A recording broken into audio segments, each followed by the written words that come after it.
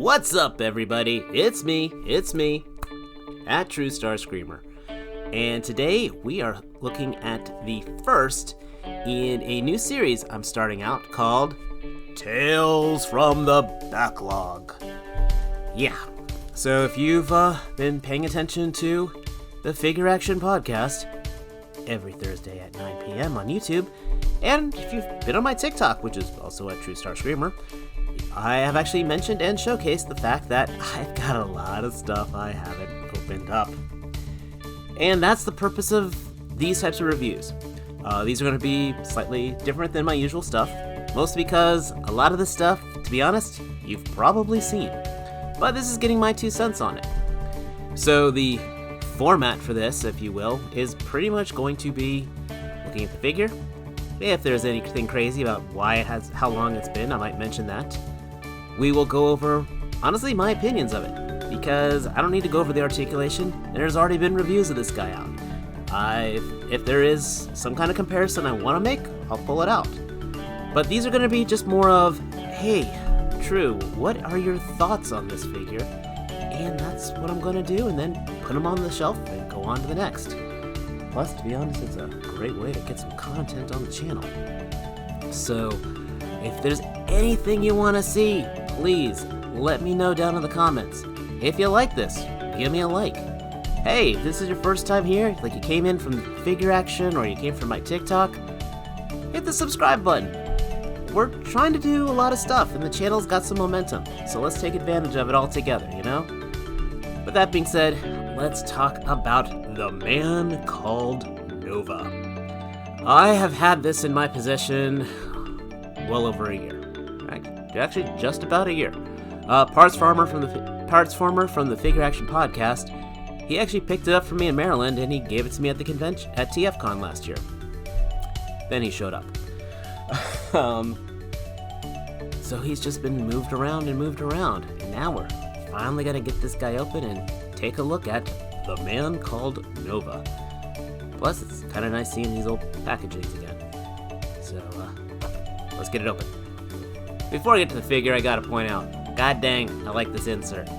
I wish it was a way I could kind of incorporate this in my shelving display, but this is definitely a lot of love for a cosmic character, so this is cool.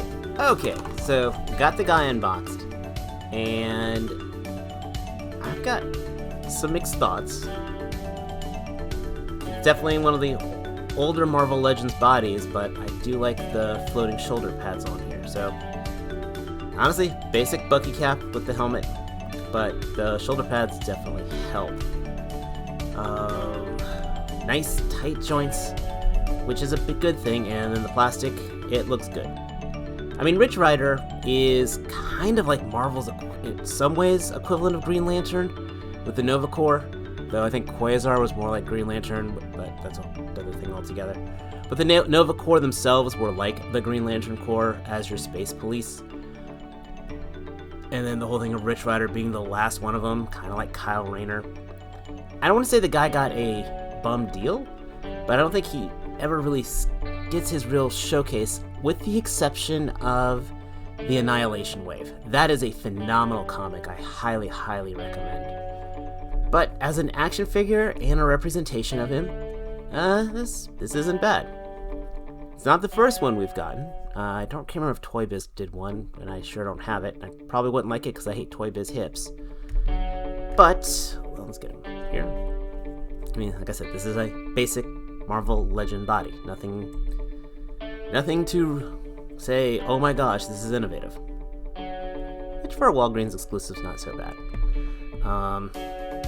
The D10s stand so much better than that Fortnite figure I had last time. He also comes with flat hands, so for more flying poses. I don't see him Power Rangering, though. Ooh, Power Ranger in space in him. That could be kind of interesting. He has this other Nova guy. I've been behind the comics. I don't know if this is just another Nova, or if this is like their floating supreme intelligence, or just another helmet looking for a host, whatever. But yeah, that's the thing with the Nova Corps. Their helmets are like the Green Lantern rings. The helmet gives them the power. So he is the human Rocket.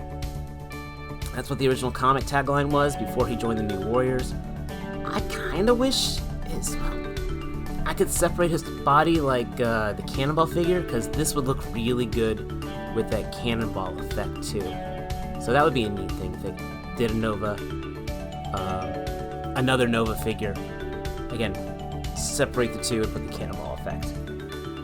But like I mentioned before, this is not our first Nova figure, not our first Rich Rider figure from Hasbro.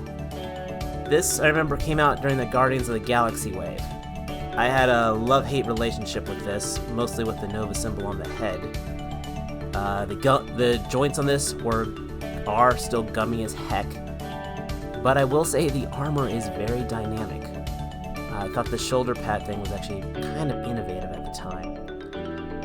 Again, he'll stand, but my god, this star never lined up. It always looked like it was blocking his eyes. But I loved the brilliant blue, and this guy was very hard to find because he was actually one of the non-comic characters in that Guardians of the Galaxy wave, and everyone was wanting a Nova. Then we've got our Kid Nova figure. I love this figure. I love this buck. I love this on Ultimate Spider-Man. I like this on the Miles. I just like this kid-style body.